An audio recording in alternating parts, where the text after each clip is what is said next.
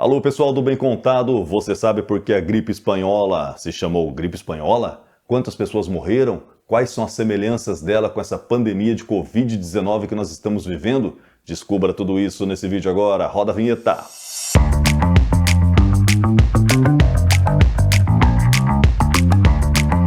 Alô pessoal, estamos aqui para mais um vídeo que eu decidi gravar aí para vocês depois que li esse livraço aqui, ó, A Grande Gripe, que é do escritor John Barry e diz: a história da gripe espanhola, a pandemia mais mortal de todos os tempos. E nada melhor do que a gente estudar a gripe espanhola agora, em 2021, nesse tempo aí de Covid-19, terrível que nós estamos, né, no pior momento da pandemia de Covid-19. Gente, nesse livro aqui de 600 páginas conta muita coisa. O John Barry escreveu muito bem mesmo, tá muito legal. Mas eu selecionei algumas coisas para a gente debater, para passar para vocês, depois a gente pode conversar lá pelo e-mail, que faz a gente refletir sobre o cenário atual de 2021, faz a gente aprender com o passado, entender o presente e pensar no nosso futuro sempre, né? A gripe espanhola, pessoal, começou em 1918 e foi até 1920. As mortes são calculadas entre 21 milhões e 100 milhões de vítimas da gripe espanhola no mundo todo. Tem uma divergência muito grande, né? Mas a maioria dos estudiosos, dos médicos, dos cientistas, dos analistas aceitam um número aí de aproximadamente 50 milhões de mortos para ficar no meio termo.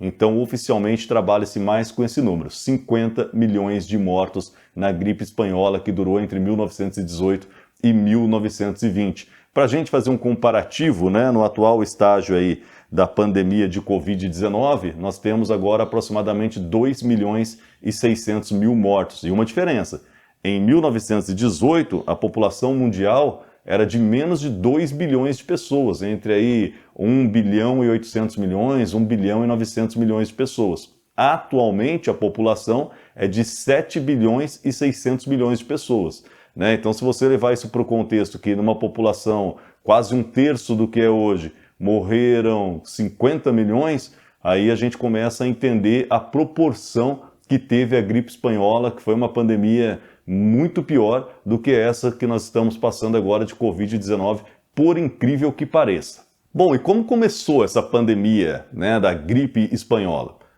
Em 1918, nós temos que lembrar que estava no finalzinho da Primeira Guerra Mundial, que havia começado em 1914, envolvendo principalmente os países europeus num primeiro momento, né, com o protagonismo da Alemanha, que começou aí essa guerra, e a Europa toda se envolveu e depois foram se envolvendo os outros países do mundo e notadamente os Estados Unidos, mais tarde que entrou com a sua máquina de guerra, né? Começou como uma guerra de trincheiras, né, que eram soldados entrincheirados e ganhando posições e avançando e defendendo posições, e depois, com o advento, com o avanço da guerra, ela foi ficando mais tecnológica, entraram os aviões, entraram os tanques de guerra, entraram outras armas aí que foram aprimorando a guerra, ela foi deixando só de ser uma guerra de trincheiras, mas envolveu diversos países do mundo.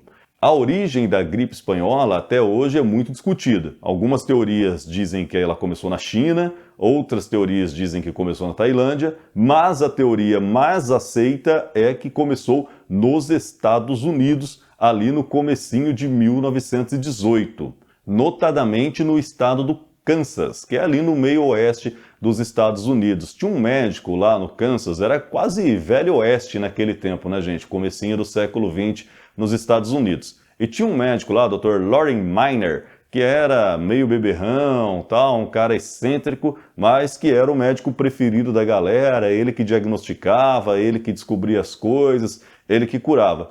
E foi esse Dr. Miner, que ia atender o povo de carroção lá no Kansas naquele tempo, que começou a identificar os primeiros casos dessa gripe que estava matando muito, estava prevalente ali naquela população, começou causando casos graves, né, nas primeiras pessoas que pegou, e esse Dr. Loring Miner que acendeu esse alerta de que uma gripe diferente estava começando ali no Kansas. E foi ele, o Dr. Miner, que deu o alerta para as autoridades, né, oficiou o governo dos Estados Unidos, disse que isso estava acontecendo e talvez se houvesse ali, né, um esquema especial ou se o mundo não estivesse em guerra, talvez essa gripe teria ficado só ali no Kansas e não teria se espalhado. Mas era tempo de guerra, né? E muitos daqueles jovens do Kansas ali que adquiriram a gripe foram recrutados pelo exército americano.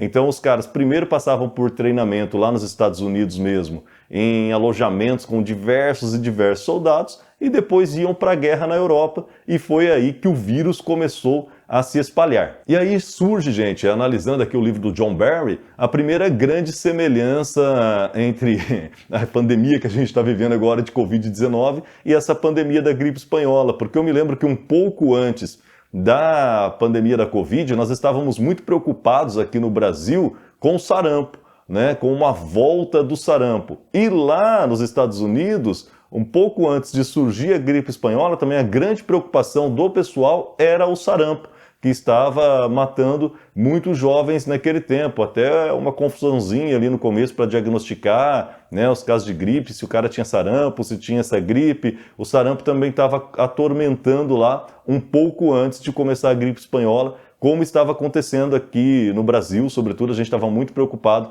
com a volta do sarampo antes da Covid-19. Agora a grande pergunta que surge, você deve pensar, pô, se você disse, William, que surgiu no Kansas, nos Estados Unidos, apesar de ter outras teorias da China, da Tailândia e tal, mas se a mais provável é que surgiu nos Estados Unidos, por que raios chamou-se gripe espanhola? Isso é muito interessante, gente, principalmente para mim, que sou jornalista, para os outros colegas jornalistas que assistem a esses vídeos. É uma coisa da informação, né? Essa guerra da informação, como a informação é importantíssima. Gripe espanhola, porque a Espanha ficou neutra na Primeira Guerra Mundial, não entrou na guerra. Como quase todos os outros países da Europa e os Estados Unidos estavam em guerra, os jornais eram censurados. E evitava-se falar na gripe, no que estava acontecendo, esse vírus se espalhando, matando muita gente, porque eles não queriam espalhar ainda mais pânico entre a população, não queria baixar a moral dos soldados. Imagina os soldados lá no fronte, bomba para todo lado, o cara enfiado em trincheira, barra uma vida miserável, e o cara ainda saber que tem esse vírus matando todo mundo. A moral da tropa, né, como os militares dizem, ia lá para baixo, ia ficar mais difícil ainda motivar os caras. Então os jornais de França, Alemanha, Inglaterra evitavam falar sobre a gripe espanhola, dos Estados Unidos também. Na Espanha, como eles estavam neutros na guerra, era onde mais se noticiava, era onde os jornais falavam abertamente sobre o vírus, sobre a gripe, sobre a epidemia que estava se tornando pandemia, se alastrando, os mortos, etc. Então, como a Espanha noticiava, a Espanha ficou com a fama, gripe espanhola, apesar de não ter começado na Espanha. Olha a importância dos jornais e dos jornalistas. Jornalistas são gente boa, gente, acreditem. Bom, e a gripe espanhola que começou lá no Kansas, nos Estados Unidos, ali no mês de março, mais ou menos, em abril já estava em Paris. Já havia diversos casos em Paris. Em maio, o exército britânico registrou 36.473 internações por causa da gripe. Olha como foi se alastrando rapidamente. Depois pegou o exército alemão, foi pegando outros exércitos. Em maio ainda já tinha registros na Índia, na China, na Suécia, na Grécia. Foi muito rápido que o vírus se alastrou, principalmente por causa da Primeira Guerra Mundial. Os soldados iam para a guerra, voltavam para casa, tinha muito intercâmbio de população por causa da guerra. Embora naquele tempo praticamente não se viajava de aviões, as viagens eram de navios, mesmo assim a propagação aconteceu rapidamente mundo afora.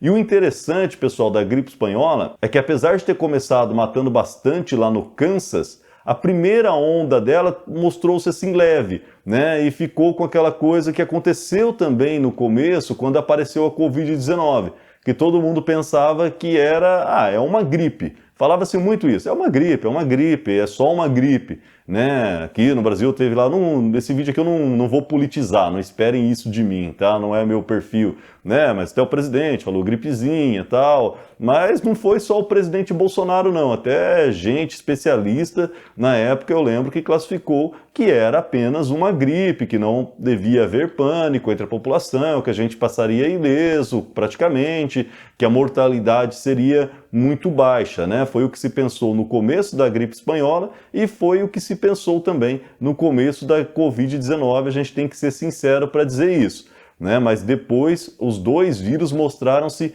bem piores, principalmente na segunda onda. A segunda onda da gripe espanhola foi terrível. Aí é que matou para valer mesmo. Começou a ter uma taxa de mortalidade incrível, muito alta na segunda onda, depois de algumas mutações do vírus, né? Porque vírus ele faz mutação. Às vezes a mutação ele fica mais fraco e menos letal, que é o esperado entre os cientistas, que é o mais comum, mas ele pode ficar mais forte e mais letal, que é o que aconteceu lá no caso da gripe espanhola. Veja alguns números aí na tela.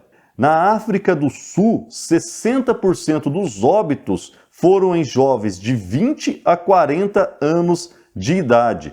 Entre os soldados americanos, os soldados dos Estados Unidos, de cada 67 soldados, um morreu de gripe espanhola. E os estudos mais conservadores dizem que pelo menos 23% das mulheres que adquiriram o vírus morreram. Outros estudos falam em até 70% de mortes das gestantes. Mas vamos ficar aí com o número de 23%, que já é altíssimo. Em Buenos Aires, 55% da população pegou a gripe. No Japão, mais de 1/3 da população pegou a gripe. Na Rússia e no Irã, 7% da população morreu. Na Samoa Ocidental, que era uma ilha, portanto as pessoas deveriam ter menos imunidade por ter menos contatos com outras populações e outros vírus, 22% da população morreu por causa da gripe espanhola. Bom, todos esses números que vocês acabaram de ver aí na tela, lembrando que são desse livro aqui, A Grande Gripe, do John Barry, dando o crédito aí. O cara estudou pra caramba para escrever esse livro e a gente tem que dar o crédito para ele. Outra coisa muito interessante, gente, uma comparação aí entre a gripe espanhola e a pandemia atual que nós estamos vivendo de Covid-19, foi o desespero dos médicos, dos cientistas, para chegar a algo que pudesse curar ou prevenir ali a população, porque foi tudo muito novo e muito rápido, semelhante ao que nós estamos vivendo agora. A diferença é que na época, em 1918, não existiam os famosos ventiladores ou respiradores que existem agora para fazer aí a intubação das pessoas e ajudar a salvar vidas, né? Isso não existia ainda naquela época, não tinha como você intubar o cara, né? Tinha raio-x, mas ainda não existia tomografia, que só iria surgir na década de 70. E hoje os médicos aí falam que a tomografia é importantíssima, né, para ver o quanto que está tomando do pulmão da pessoa ali contaminada e você tentar formas de tratamento. Hoje a fisioterapia evoluiu demais, os cuidados de enfermagem evoluíram demais, né? Essa galera que a gente está vendo da linha de frente aí, pessoas maravilhosas, nossos heróis de hoje.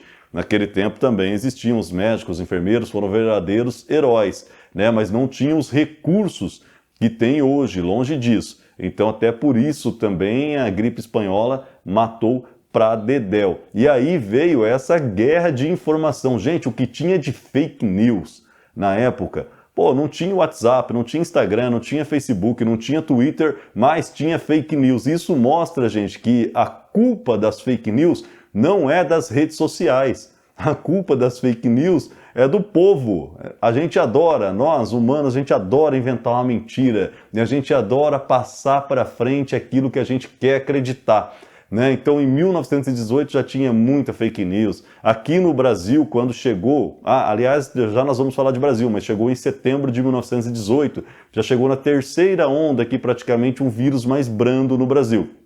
Mas aqui no Brasil, muita gente falava que era mentira esse vírus, que isso aí era uma invenção dos alemães para ganhar a guerra, né? Outros começaram com propagandas mirabolantes nos jornais, gente, anúncios, anúncios e mais anúncios de remédios mirabolantes, mato, chá, capim, passar desodorante, desinfetante no sovaco, um monte de coisa assim para matar o vírus, se trancar num quarto muito quente, outros diziam para se trancar num quarto muito frio, mas aquelas coisas assim do arco da velha que muita gente acreditou. E o curioso é que naquele tempo, no desespero, para tratar o vírus, muita gente começou a usar o quinino, que era o remédio para malária. Agora, na pandemia de Covid-19, muita gente está usando a hidroxicloroquina, que é remédio para malária. Olha aí que coincidência danada, né? O quinino foi amplamente aí recomendado, apesar de não haver também na época evidências científicas, para o tratamento da gripe espanhola. O tempo passa, gente, passa um século, mas a humanidade repete algumas coisas, né? Por isso que eu falo, estudar o passado é muito importante. Bom, e agora especificamente de Brasil. O vírus chegou ao Brasil em setembro de 1918. A população brasileira era bem menor naquele tempo, né? E menos pessoas foram atingidas. Mas vendo as manchetes dos jornais da época é muito curioso, porque logo no começo, São Paulo tornou-se quase uma cidade vazia, esvaziou a cidade. Ninguém ia para as ruas, quem podia ir para chácara, sítio, interior, outros lugares longe da cidade de São Paulo, escafedeu-se, a cidade ficou vazia. Muita gente também usou máscara naquele tempo já, duas coisas que se recomenda muito hoje: utilização de máscaras e distanciamento social. Isso aconteceu já no Brasil em 1918 e aconteceu muito no mundo também em 1918. Há fotos e fotos de tropas inteiras do exército americano, todo mundo utilizando máscara, que era uma forma aí legal de evitar a disseminação maior ainda do vírus da gripe espanhola. Ah, um adendo, gente, o vírus da gripe espanhola era um H1N1, que é o mesmo vírus praticamente, que depois veio a causar aquela outra pandemia de 2009 da gripe A. Porque depois de 1920 o vírus foi sofrendo diversas mutações, tornou-se menos letal, a gripe espanhola praticamente desapareceu e depois lá em 2009 ele veio a nos causar problemas de novo. Terminado esse adendo aí, esse parênteses, voltamos a falar de Brasil. Veja aí mais alguns números. De acordo com a Fiocruz, no Rio de Janeiro foram 14.348 mortes. Em São Paulo foram 2.000 mortes. Para o Brasil, as estimativas aí indicam entre 30.000 e 300.000 mortes. Tem uma variação muito grande porque era difícil fazer estatística naquele tempo. Por exemplo, Londrina, minha cidade, onde eu estou hoje, aqui todo o norte do Paraná, Londrina, Cambé, Rolândia, Arapongas, Apucarana, Maringá, indo até Cianorte, Umuarama, toda uma região que concentra hoje, 2021, 3 milhões de pessoas aproximadamente, não houve nenhum caso de gripe espanhola, zero. Por quê? Porque simplesmente ainda não existiam essas cidades. Londrina só viria a ser fundada em 1929, que foi a primeira cidade de toda uma ideia colonizadora da Companhia de Terras Norte do Paraná, da qual viriam muitas outras depois. Então veja, hoje uma região densamente habitada, naquela época no Brasil praticamente não tinha habitação, havia muitos poucos habitantes, havia os indígenas, alguns poceiros, algumas pessoas já com experiências de plantar, de viver no meio da floresta que tinha aqui. Então, que mudança bárbara em um século de história, pessoal. Então é isso, pessoal. Quantas semelhanças entre dois grandes eventos que abalaram a humanidade, o segundo ainda está abalando, com diferença de um século, de 100 anos entre os dois. Quantas semelhanças e quantas diferenças, né? Parece que a gente não aprendeu muita coisa não com a gripe espanhola, na verdade a gente meio que esqueceu dela. Em 2018, várias reportagens foram feitas aí sobre um século da gripe espanhola e ninguém previa que a gente poderia passar por uma pandemia como essa que nós estamos passando agora. Então, gente, quem quiser ler aí o livro do John Barry, tá aqui a indicação. Vamos ler, vamos aprender e vamos nos cuidar. Evite aglomeração, use máscara, álcool em gel. Essa pandemia de Covid-19 um dia vai ser história também e vamos saber escrever o fim dela aqui no Brasil. Beleza? E venha mais vacinas, por favor. Valeu, gente. Obrigado por curtir o Bem Contado. Ah, visite o nosso site que apareceu aí várias vezes. Valeu, tchau.